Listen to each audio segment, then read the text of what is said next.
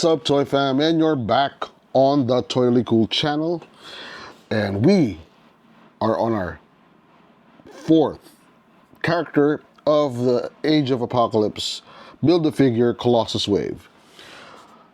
You've probably seen the first three: Legion, Cyclops, and Shadowcat.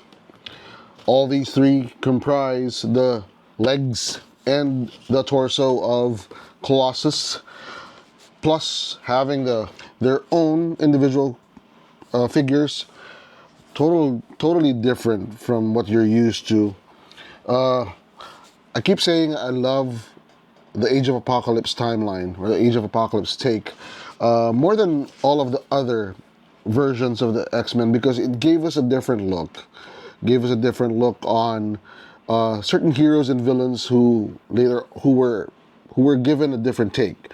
Like Havoc, who was the brother of Cyclops, was always a borderline anti-hero, really crossed over to the other side. Some were eventually confirmed as villains like Mr. Sinister or Apocalypse, but others really towed the line. I think Age of Apocalypse storyline really explored the possibilities of these characters and how they would have grown, how they would have developed in a Charles Xavier-less future. So we're jumping into the fourth figure, and we're going to be talking about a character who really benefited from the guidance of Professor X. And this one is none other than Rogue. Now, there have been a lot of different characters. The different characteristics of Rogue, or different characterizations of Rogue. We've seen Rogue played by Anna Paquin in the X-Men, the first X-Men movies, and unfortunately her role was really diminished in the third movie. But the first one kind of explored her backstory. So it's always been the same. She has this mutant power that one of the few mutants who can't control her powers. Okay, pretty much like Legion. But Rogue has the power to absorb people's memories, strength, and powers in the case of mutants with touch. That's why she wears gloves and she has a full body suit.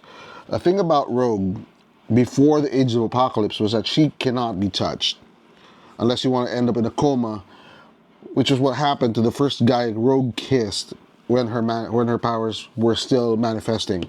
So a guy went into a coma. And backstory about Rogue, X-Men, the 1997 animation, actually saw her as a weak character, or a weak mutant, who only got her invulnerability and her powers of flight and her strength and speed when she absorbed Carol Danvers' powers when she touched her for too long. And instead of a temporary absorption, it stayed with her. Carol Danvers ended up in a coma. So that was Rogue before Age of Apocalypse. This time, Rogue is married to Magneto. Weird, right? For some strange reason, the Marvel writers were able to come up with a story that allowed for Magneto to use his powers to dampen or to nullify Rogue's powers. Hence, they were able to have a kid who they named Charles. But that is the story of Rogue. According to the back, it says Rogue moves her way up the ranks of Magneto's X-Men, eventually leading a team of mutants to prevent the culling of humankind. So she still stayed with the vision of Charles Xavier in preventing the abuse of mutant powers and the enslavement of humankind. Like I said, Rogue became the wife of Magneto, and they even had a kid. So that's the character. So as we look at Rogue's box for our fourth episode of Superhero Saturday, featuring the Age of Apocalypse Colossus Wave, we see the common X-Men livery, whatever you call it. The font is distinctly Age of Apocalypse. says Marvel's Rogue. Up top it says build a figure, Colossus. We're going to be seeing a very different Colossus. You've seen the torso, you know it's not like the Colossus you're used to.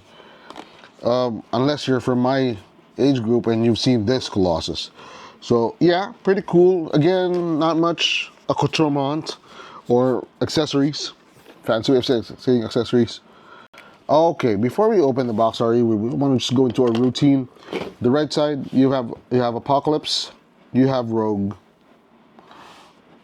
Same on the left side, you've got Apocalypse and the Rogue. That's an ugly face, right? I mean, you're not supposed to call people ugly, but hey, that's ugly. And Sabanur. On the back, you're gonna see the full Rogue illustration with her brief history and the other figures included in the build a figure. So she's figure number 1. Magneto does not have a Colossus part. He's figure number 0. He's like an added figure to the set. And if I could remember correctly, we got this set from Singapore.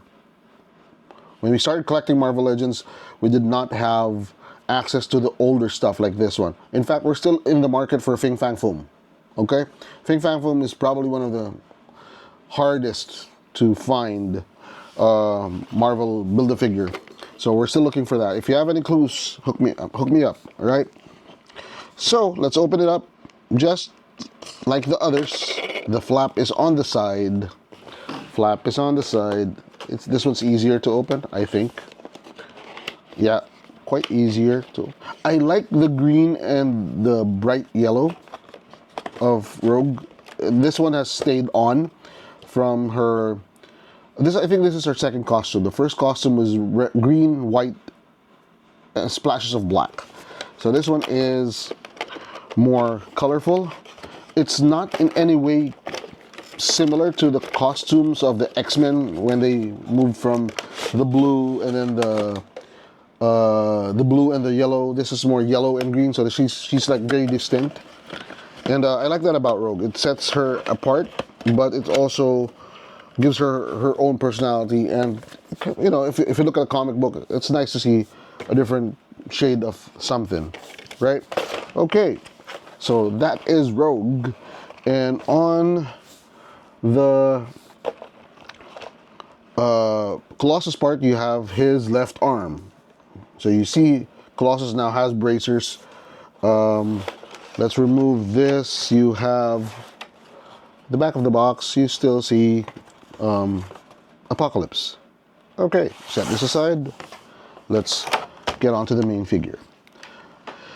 Okay, they kept a few components of Rogue similar to her previous iteration, which is, like I said, the green and the yellow.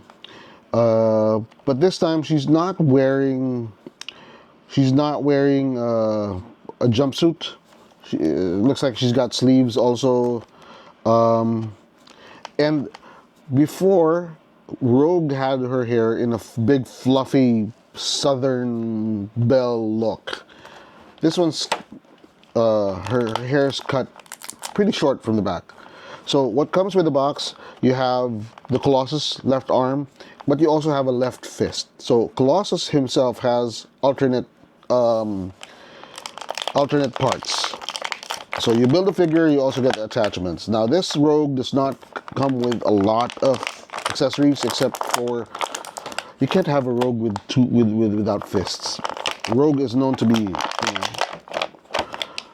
one of the, I think, tank mode, if you would call her anything. She's like one of the tanks of the X-Men. Can just barrel through anything because of her invulnerability. So we're taking her out. Feet first, as per usual. Gonna pop the arm. Don't pull the hands because the hands are interchangeable. So if you pull the hands, you're just gonna get the hands. Okay, she's slowly coming out like she's floating out. She's floating away. She's floating. There we go. She's out. She's out. Wow. Okay. Okay. I like it. I like it. Wow, the boots are really nice. Got some nice accent to it. I think, oh no, these are not boots. Okay. Wow. Okay, set this aside for a while. Let's get the arm of Colossus. No, tell you what, let's just focus on Krog. Let's focus on Colossus when we get to Colossus. Wow, okay, okay. Let's start with the articulation review. This one, oh, wow, okay. The ever elusive neck tilt. She can now face up. So if she's flying up, she's looking up. If she's flying forward, she's looking forward. See, I've always wanted this in a figure. I only found it in the Revoltech Yamaguchi, Amazing Yamaguchi Iron Man. So wow, what a pleasant surprise. Okay, now, as I mentioned, Rogue was married to Magneto in this timeline, and you can see the touch of Magneto in her costume also. Magneto has these things around his neck where it got the metal balls or something. So the same thing for Rogue. If you go back, I'll put a picture somewhere on the screen. The previous Rogue, or the normal Rogue, does not have this. It's just green and yellow. I love the fact that this also comes with different shades of green. Okay, now, there's no waist twist. The arms are your normal. Oh, it doesn't go in full 90. It doesn't go full 90. But I bet it can go like this. And with a balled fist, flying. Nice. I love this figure. Seriously. Okay, so the arms go like this. It doesn't go full 90 because of the ruffled sleeves. Okay, it's not skin tight. The shoulders, the elbows, just one joint. There's no pins. I love the fact it doesn't have any visible pins. The hinge is visible, but it doesn't show the pin. Okay, so you can bend it like this, and you have the hands moving, rotating, just like a normal wrist. So she can fly like this. Okay, okay. Now, as for her neck attachment, it's nice that it has a peg that locks it into a hole so it doesn't just, move around when you play with her. So she can fly like this. She can fly like this. Nice. Okay. Like I said, there's no waist joint, but there's an ab crunch, a very limited ab crunch that can make her tilt backwards or bend forward. The legs, let's move the arm to this side. She's got, oh, look at that pose. Nice, pretty nice. So the legs don't go full split, okay? Doesn't go full split, but it can still move forward, move back a little bit, okay? Okay. There is that quad twist, I think. I hope, yeah. It turns inward and outward, okay? Pretty much like a normal leg would. And then you've got the pinless, and again, pinless double jointed knee. Joint 1, joint 2. It's pinless now. It's nice. Very, very classy. Okay, one thing I don't like, and I always have to find something I don't like. I don't know why. It's this one. It's the leg accent. It just falls down to the feet.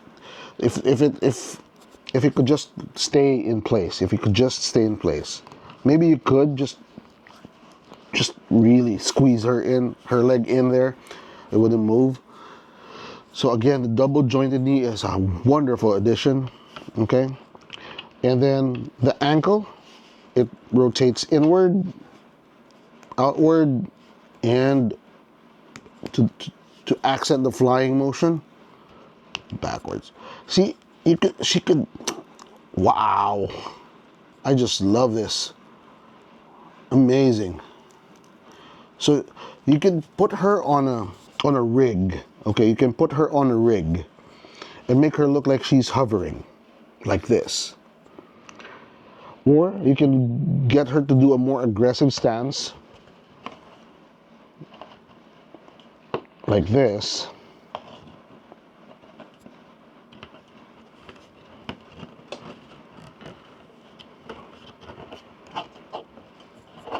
I don't know. Yeah, you can make her do a more aggressive stance and have the bald fist. Let's do it. Let's see how this works. Let's take out the tape. Hands pop out real nice. I'm really starting to love Marvel Legends. Not just because they are a good reminder of my childhood, characters that I love to read about and just wanted to see how they would be in the flesh, but because we can easily customize them. It's not difficult to pop a hand in. It's not, oh wait, oh, the elbows, that's a fancy thing. The elbows can turn outward or inward, giving her more poses, more options when she's posing. So she can do this. She can do this. See? Yeah, the ever elusive neck tilt. Then you can bend her leg a little bit like that. See? My favorite so far. See? Wait. Ooh, Rogue coming at ya. Hey, sugar. That's what she says. I can't do a female voice. Look at that. Look at that pose. Like she's... Look at that. Look at that. I just... Wow. I am floored. Again, guys, when you're collecting toys, it doesn't have to be complicated. It doesn't have to have a lot of accessories. It doesn't have to have a lot of parts. It just has to capture your imagination. It just has to touch the, tug at the heartstrings and remind you of the days when you were a kid and like, it would be nice to have Rogue as a toy, right? You do this pose. Wow, I would love to do some photography with this toy.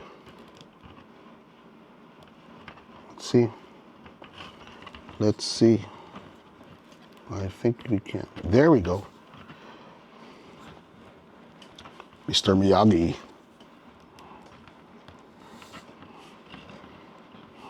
No. Intense. Wow. Can she do a superhero pose?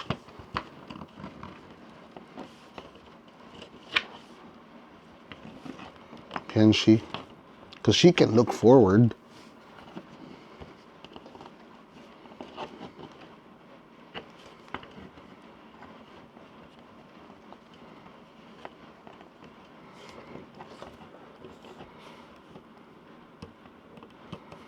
Hand behind her back. Just bato pick.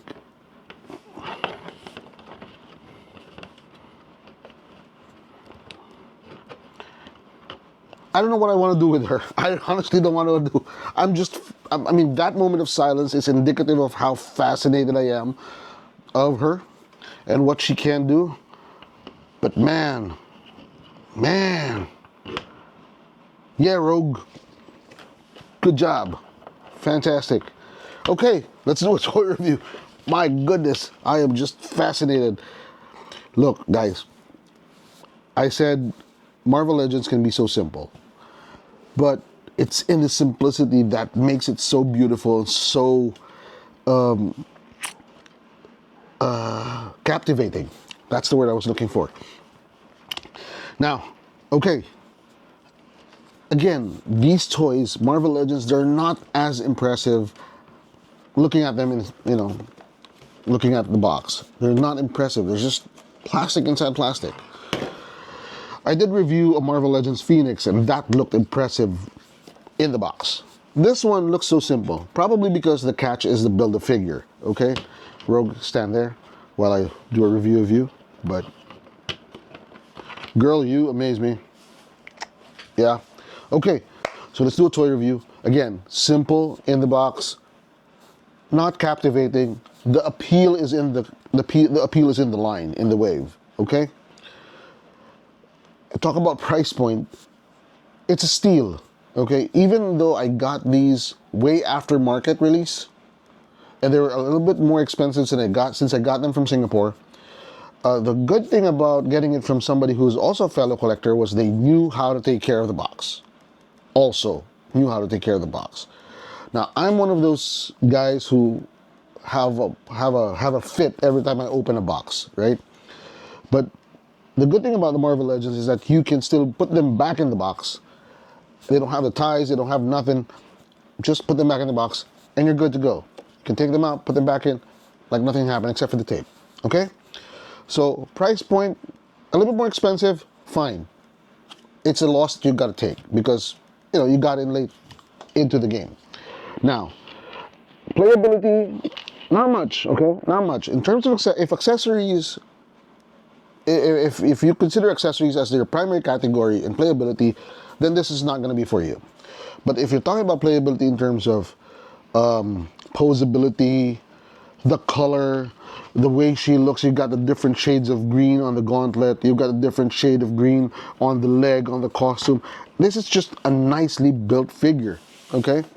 So my category, my criteria for playability, or my standard for playability is that if it blows me away, if it takes my imagination to places, and it just did. First time since we've done these videos, I was just awestruck. I think the last time I felt that way was when we started opening RoboSense.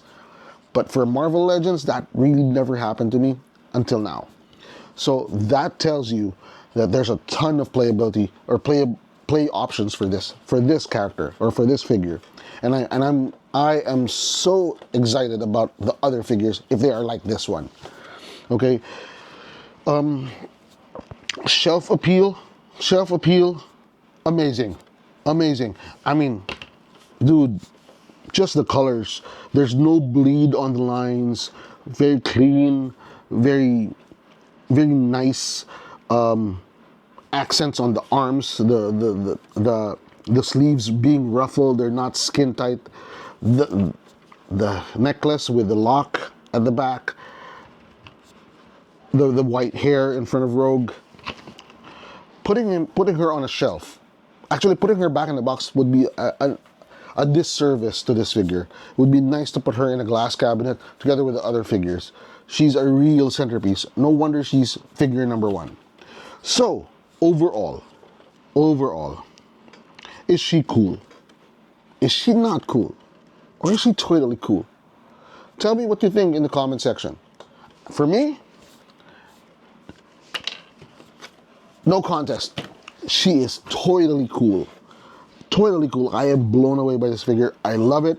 I would, if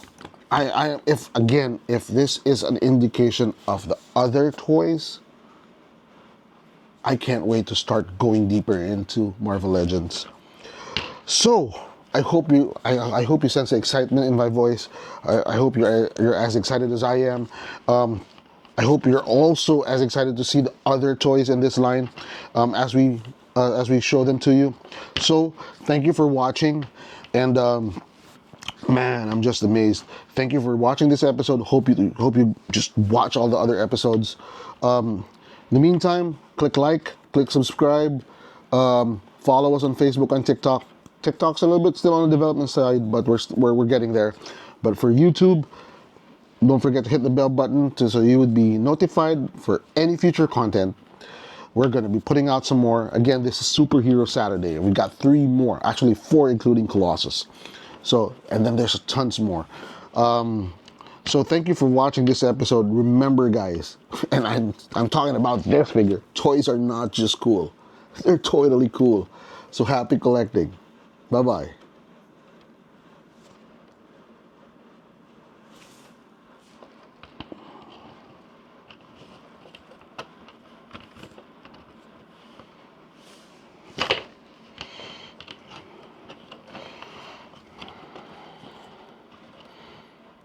Man.